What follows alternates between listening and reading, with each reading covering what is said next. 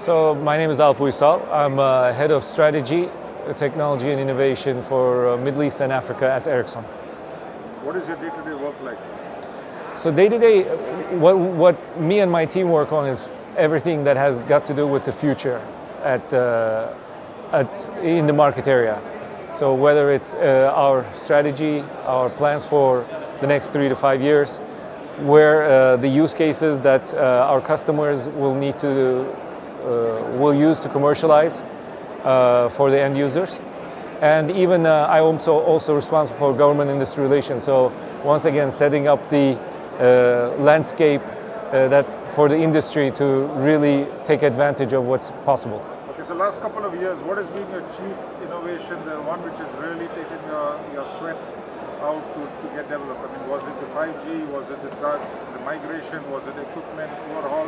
What has been the main emphasis of your innovation efforts? I mean, we constantly invest in R&D, and obviously in the last few years we've upped our investment in 5G as a company because we are leaders in this space and we continue to remain leaders. We also have been investing in ecosystem partnerships. So with 20 universities and 40 different industrial leaders, we are investing to actually test out new use cases that will be enabled by the capabilities, the high throughput and the low latency and massive connectivity that 5G will enable. So not only we, let's say, make the products for our auto operator customers, not only we invest in the technology, but we also invest in research partnerships to be able to realize the potential of this technology. One of the discussions which comes up in the market is the different type of transmission, is the mesh transmission from service providers, alternative service providers, the incumbents, to facilitate IoT. Does this require a different type of technology where you're focusing more on the low bandwidth, much higher numbers from the various sensors distributed, thousands and thousands of that, so a different type of transmission network provided by a service provider? Is this dramatically different from the 5G approach? It is different. We're firm believers in the 3GPP track, and to be honest, we continue to look at, of course, alternatives all the time. However, the massive connectivity that you're describing is definitely a part of 5G and is feasible right now. So we believe that the scale that 3GPP-based technologies have behind them will enable much lower cost of those kind of components that if you're thinking of actually massive deployment of things like on light poles and other sort of things, the cost of the module is actually very important. So 3GPP does provide a scale to be able to enable such deployments. Fantastic. So let's talk about the innovation, the 5G innovation. What have been the sort of principal milestones that you had to go through to get the equipment ready for 5G? Because as you said, the equipment is already 5G ready. Yes. So I mean, the platform had to be designed at the beginning to be 5G ready to start with. But then obviously you invest in the license, you invest in the spectrum, you invest in the right types of technologies that will enable you to realize 5G.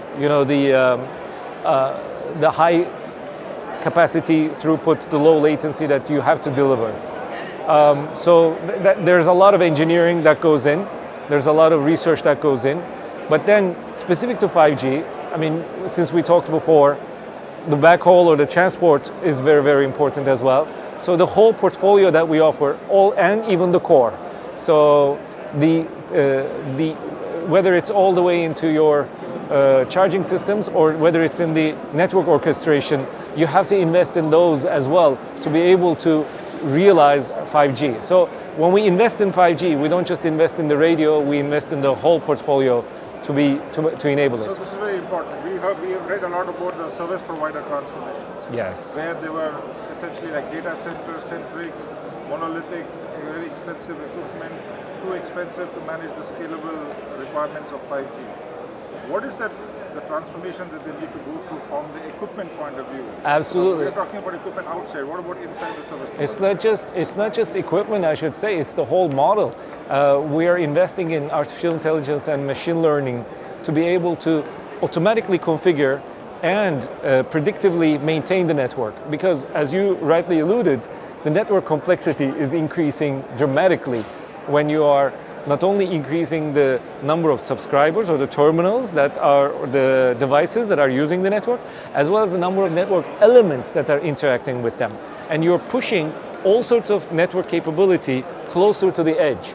This means that the complexity is increasing exponentially. So if we go with our current models of network operations, we realize that we have to bring automation in and machine learning in. So this is Ericsson operations engine and the whole transformation that we're bringing to the operators. Not only the management of the network is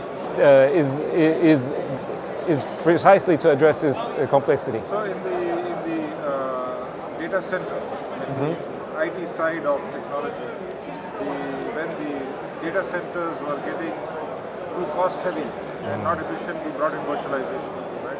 Which is the ability to build multiple servers inside a server, virtual Absolutely. servers. So what's happening? Have you heard about this network function virtualization and other things required for the telecom operator? Do you think this is really, was it just an intermediate step or it's a real step towards improving technology usage? Oh, absolutely. It's definitely a core step. It's happening. This region by itself, by the way, is one of the leaders in terms of implementing some functions in some of the telco functions. Operators are already doing that in a virtualized way. So this is part of our what we call from the original core transformation.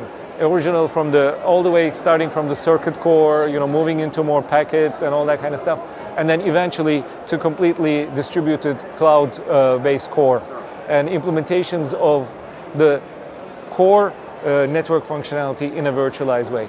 But we have to realize the demands on the telco networks and the way that we actually run our networks are far more complex and far more demanding than most IT payloads.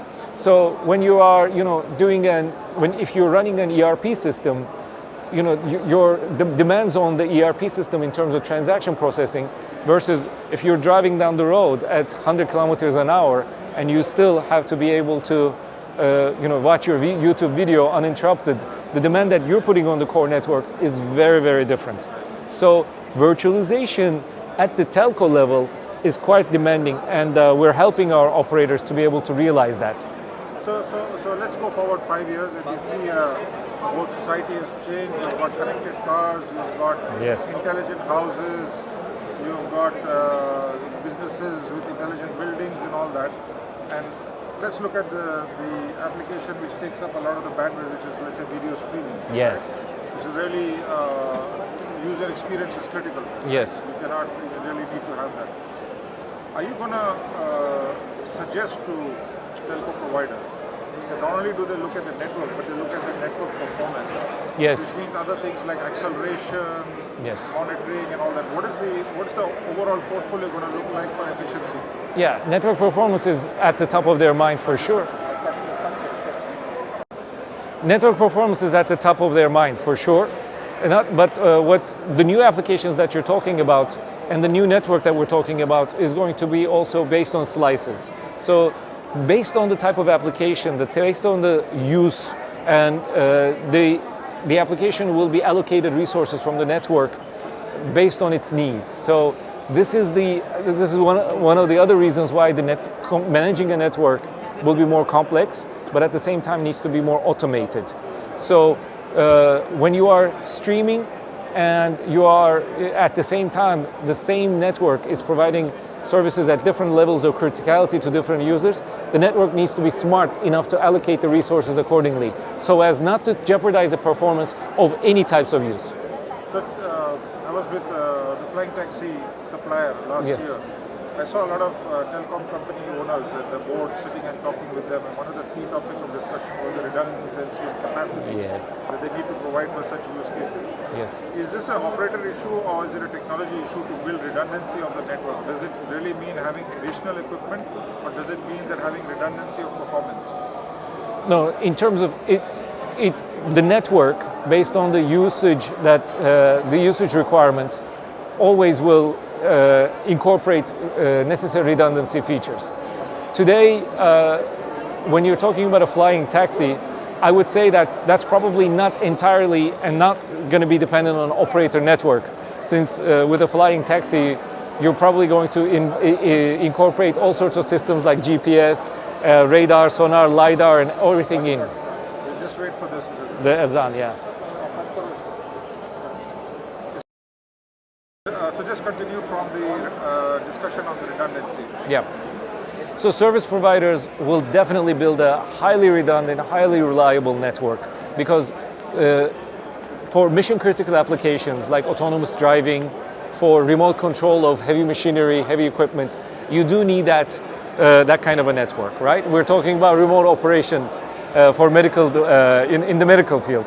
You cannot not have a heavily redundant, reliable network. Having said that, for applications that are like autonomous driving, I think there will be complementary redundancy mechanisms. At the same time, while you're in the car, you'll be able to do many other things using the network, being more productive or enjoying entertainment. So the network definitely will have a lot of load on it. Just an interesting question, that the 1G, 2G, 3G Yes.